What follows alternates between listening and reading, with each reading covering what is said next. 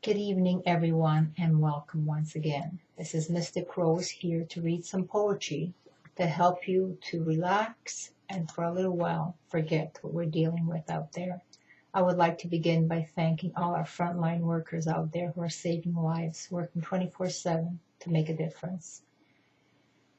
The first poem I'm going to read is called A Time for Heroes, and it was written by David McHattie from poetrysoup.com, and he's dedicating this poem to all our frontline heroes. So thank you to all of you out there. A child stood before a door with not even a tinge of fear or dread, armed with a spatula, a pancake flipper, and a stewing pot upon her head, hands protected by leather gloves and father's boots to guard her feet, swimming goggles securely placed beneath her shirt, a cookie sheet.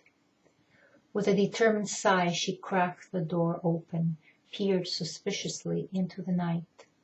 She thought perhaps the coming battle was best done in the bask of morning light. But time was short, and with each passing hour others would surely die. So she began her journey to confront this beast who had made her grandma cry. She made her way through wretched gloom, giving thought to parental fear. She had never seen them so full of doubt in all her 7 years. But the time had come to join the fight to help those who gave protection. She was well aware of the woeful lair. Still, she would fight this damn infection. A nurse stood wavering in a vengeful night. Another dozen deaths had left her cold.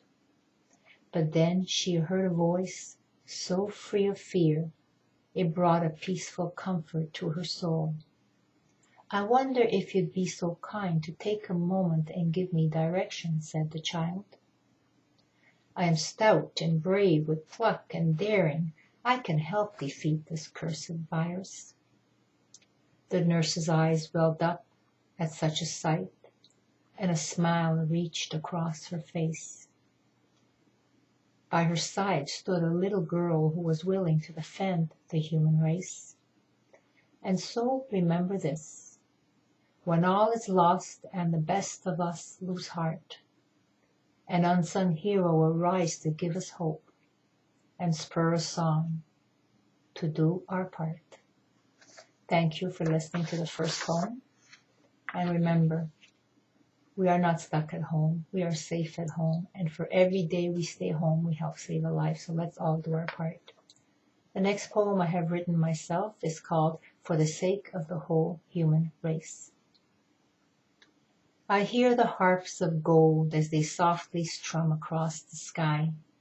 And while the tears of God flow down for all of humanity, we stay in place for the sake of the whole human race. I touch the cornerstone of my faith and live by its valor. So much harder to do when I see the turmoil that stirs. Still, I stay in place for the sake of the whole human race. I know that I am not alone. There are others just like me, who count on sun to rise and moon to put us under. We stay in place for the sake of the whole human race. I see the look in my brother's face, and I understand the pain. I follow the trace of my sister's tears, and I pray for rain. While I stay in place for the sake of the whole human race. Bold as the ocean of morning, we need to persevere and remain. Like the sprout of a tree, we can have life and we can thrive again. If we stay in place for the sake of the whole human race. Thank you for listening. Until we meet again, be well, stay strong, be patient, and know we are all in this together. Thank you for listening.